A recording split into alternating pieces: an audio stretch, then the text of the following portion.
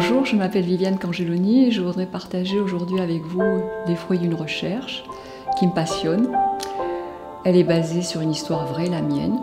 Il y a plusieurs années, je me promenais dans un bois avec une amie et puis j'ai été piquée par une tique et ça a fait basculer ma vie.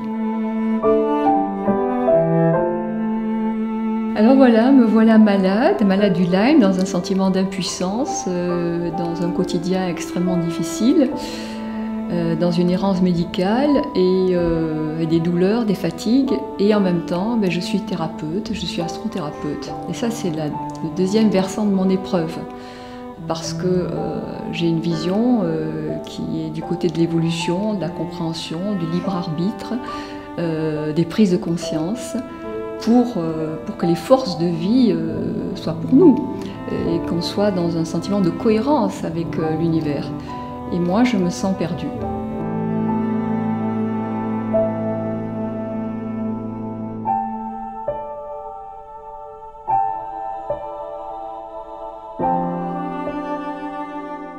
Et donc j'ai interrogé l'astrologie en disant voilà, maintenant je vais me colter à toi pour comprendre à travers ce symbolisme qu'est-ce qui s'est passé pour moi. Et j'ai analysé aussi la bactérie, puisque voilà, c'est ce qui est rentré dans ma vie.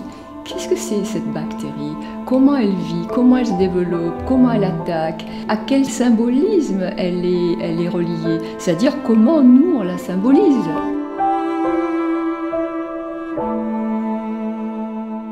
Derrière les bactéries, c'est tout un monde invisible, c'est un monde caché. D'ailleurs, le sous-titre du livre, c'est « L'âme du Lyme, de l'ombre à la lumière ».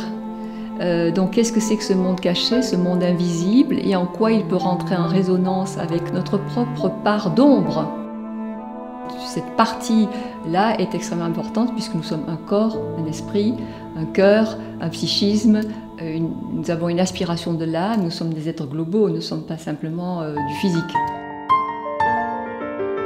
Parce que ce que je dis là, on peut le dire finalement de tout rapport à la santé, à la maladie. Moi, ce qui m'a intéressée, c'est de voir spécifiquement ce monde des bactéries. Alors ce livre, il part de mon histoire, mais ce n'est pas pour autant un livre autobiographique, c'est un livre de méthode qui propose des pistes de guérison. Je l'ai écrit avec passion et je le livre avec passion.